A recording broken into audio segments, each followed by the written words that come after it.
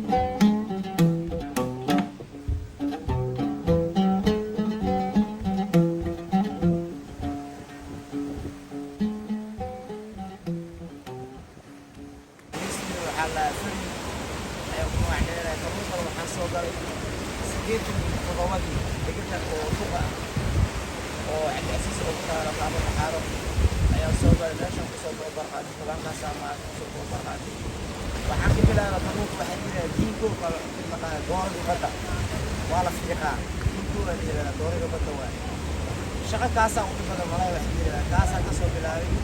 كان سدح جبال أفر جبال وكسو بدباحة حتى نسافة وكين وكسو بد أنا وحنا سنة ملاي وقرط عربي وما أعرف حيوان سيلا من ما يتهم حيوان بحالي هتلاقي صار مدار صار الحمد لله رب العالمين أنا وكل النور معنا أو شقيان فتقار وحاجر أو شغال الفلوس يقار أو كوب عن فلوس ليك هرمود أو عن فلوس أنا هو صوته من سوبري كذا حتى وحنا سنة هتقول جرا حتى عدان إنه ترتر إلى كلام كل كيلا قبصة أنا كل كيلا قبصة ليك هرب بجا كي أخو شغال سنة وما قد تكتب كل ولا عادي أيام شغال هروا ولا جماعة ما هذا كي هروا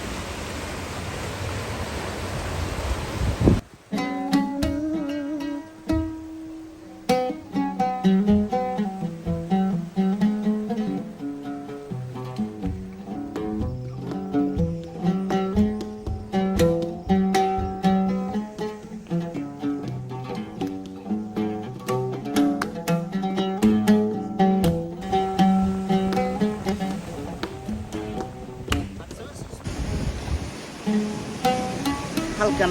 markaad ku nasanayso waxaad dareemaysaa jawi aad u qurux badan indhaha waxay soo qabanayaan goobo qadiim ah taariikh ah oo u baahan in wax laga qoro isla markaasina dib loo eego sooyaalkii ay soo martay iyo marxaladihii kala duwanaa halkan ay soo martay iyo goobo kale oo qurux badan oo taariikh leh oo ku taala degmooyinka Xamarweyne Shingaani ee gobolka Banaadir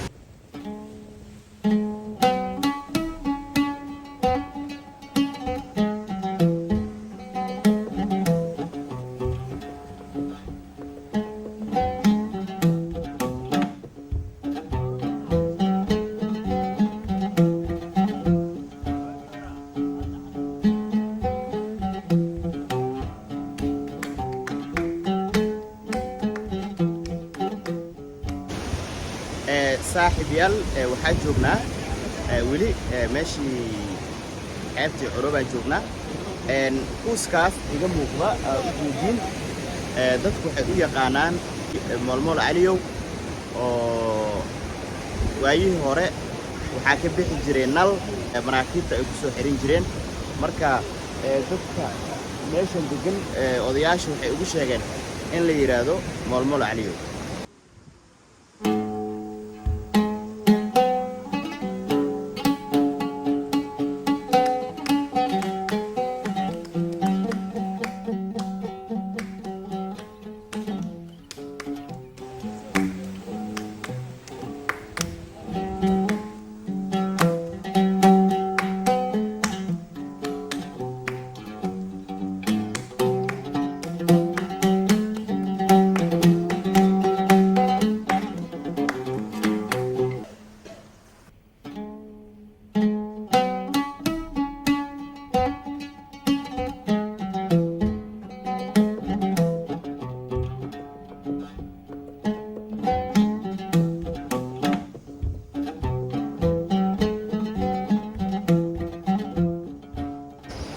waxaan gelaynaa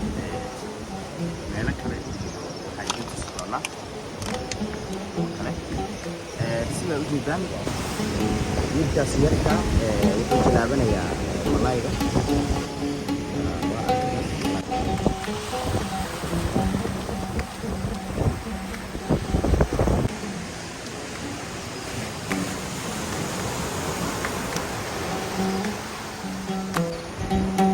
صاحب يا الوان عرفتها